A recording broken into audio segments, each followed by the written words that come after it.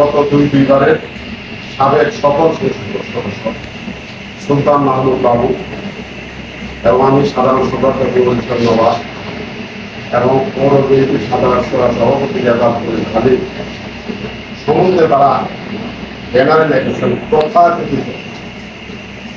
তথাকথিত উপজেলা বিএনপির সভাপতি তথাকথিত পৌর বিএনপির সভাপতি তথাকথিত সাধারণ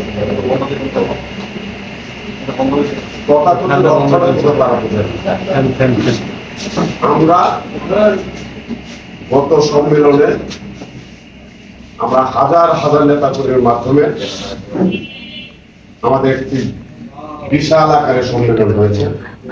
সেই সম্মেলনে আমাদের দলের ময়মনসিংহ বিভাগীয় সাংগঠনিক সম্পাদক ইমরাজ আলী প্রিন্স, জেলা বিএনপির সভাপতি ফরিদুল কবির তালুকদার শামীম এবং জামালপুর জেলার সবচেয়ে জনপ্রিয় নেতা আমাদের জামালপুর জেলার সাংগঠনিক ময়মনসিংহ বিভাগীয় সাংগঠনিক সম্পাদক, জামালপুর জেলা বিএনপির সাধারণ সম্পাদক ওয়ারেস আলী মামুন সাহেব এই সম্মেলনে উপস্থিত হয়ে আমাদের সম্মেলনটা শেষ করেছেন এবং সেই সম্মেলনে হাজার হাজার নেতাকর্মীর সমর্থন এবং আমাদের ডেলিগেটরা যারা ছিলেন, যারা সেখানে ভোটার ছিলেন, তাদের মাধ্যমে আবার পুনরায় সুলতান মাহমুদ বাবুকে ইসলামপুর উপজেলা বিএনপির সভাপতি এবং আমাকে সাধারণ সম্পাদক নির্বাচিত করেন। ঠিক। এবং সেই সভাতে গত 9 তারিখে যে সংবাদ সম্মেলন করেছেন আমাদের উপজেলা বিএনপির সদস্য নবীন ওসমান লোহানী বিপুল, সেই সম্মেলনে তিনি উপস্থিত ছিলেন। তিনি হয়তো প্রার্থী হওয়ার জন্য ওখানে উপস্থিত হয়েছিলেন, কিন্তু আমাদের ডেলিগেটরা এবং সাধারণ নেতা কর্মীর মনোভাব দেখে তাদের বক্তব্য শুনে সেই দিন সেখানে সে প্রার্থী হতে পারেননি। তিনি মিটিং শেষে তার বক্তব্য করে তিনি আমাদের কমিটিকে সাধুবাদ জানিয়েছেন এবং আমাদেরকে এই কমিটি যারা দিয়েছেন তাদেরকে উনি ধন্যবাদ জানিয়েছেন। তিনি আবার আজকে এইভাবে বক্তব্য রাখেন যে তথাকথিত উপজেলা বিএনপির সভাপতি সাধারণ সম্পাদক, যিনি আমাদের সভাপতি, আমি আগে বলছি সাবেক দুইবার আমাদের সফল এমপি, আমাদের স্বাধীনতার পরে যদি কোনো সফল এমপি হয়ে থাকে তাহলে আমাদের সুলতান মাহমুদ বাবু ইসলামপুরের সফল এমপি, এই দুইবার এমপি। তারপরে আরেকটি সম্মেলনে, এই সম্মেলনে হাজার হাজার নেতা কর্মীর মধ্যে আমাদের রেজাল কর্মী ডালিকে সাধারণ সম্পাদক নির্বাচিত, পৌর বিএনপির সভাপতি নির্বাচিত করা হয়।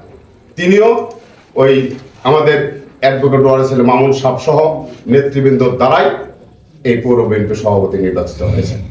কাজে এখানে তথাকথিত বলার কোনো সুযোগ নেই।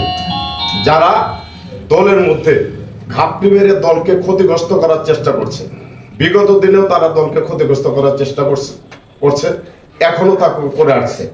বিগত 2018 সালে বিএনপির বিরুদ্ধে অবস্থান নিয়ে, মানে রাতে বিএনপি দিয়ে দিনে আওয়ামী লীগ, এইভাবে অবস্থান নিয়ে দলের বিরুদ্ধে অবস্থান নেওয়ার পরে গোয়েন্দা সংস্থা খবর নিয়ে আমাদের বর্তমানে সদস্য জমিদার খান লোহানীকে গ্রেপ্তার করেছিলেন। গ্রেপ্তার করে তাকে জেলে প্রেরণ করেছিলেন। এটা কিন্তু একটা ষড়যন্ত্রমূলক ভাবে তিনি গ্রেপ্তার হয়েছেন, তিনি কোনো রাজনৈতিক ভাবে গ্রেপ্তার হন নাই। এই ধারাবাহিকতা তারা আজকে পর্যন্ত এই দলকে ভাঙার জন্য, দলকে ক্ষতিগ্রস্ত করার জন্য তারা আপ্রাণ চেষ্টা চালিয়ে যাচ্ছে। আমরা এর তীব্র নিন্দা ও প্রতিবাদ জানাই যে যারা দলকে ভাঙার জন্য চেষ্টা করে, দলকে ক্ষতিগ্রস্ত করার জন্য চেষ্টা করে। এবং আমাদের দলের যুগ্ম মহাসচিব রুহুল কবির আমরা অনেকেই দেখছেন মোবাইলের মাধ্যমে বিবৃতিও দিয়েছেন যে সমস্ত লোক দলের ক্ষতি করবে, দলের বিরুদ্ধে ষড়যন্ত্র করবে, তাদের বিরুদ্ধে দলীয়ভাবে কঠোর শাস্তিমূলক ব্যবস্থা নেওয়া হবে।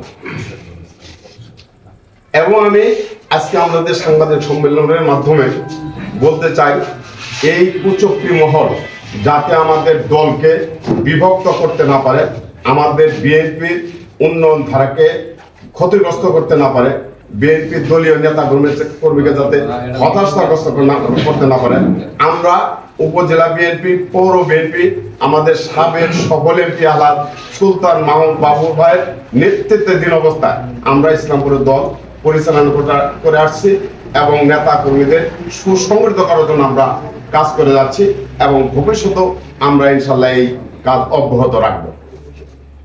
ওনারা সংবাদ সম্মেলনে আরো বলেছেন যে বিএনপির উপজেলার সভাপতি, সাধারণ সম্পাদক, পৌর বিএনপির সভাপতি মিলে একটি মামলা করেছি। সেই মামলায় আমরা বিএনপির 2 জন লোককে আমরা আসামি করেছি। আমরা কোনো মামলা করি নাই। বৈষম্য বিরোধী ছাত্র আন্দোলন করতে যায় গত 4 তারিখে অডিটোরিয়ামের সামনে, আপনারা সাংবাদিক ভাইরা জানেন,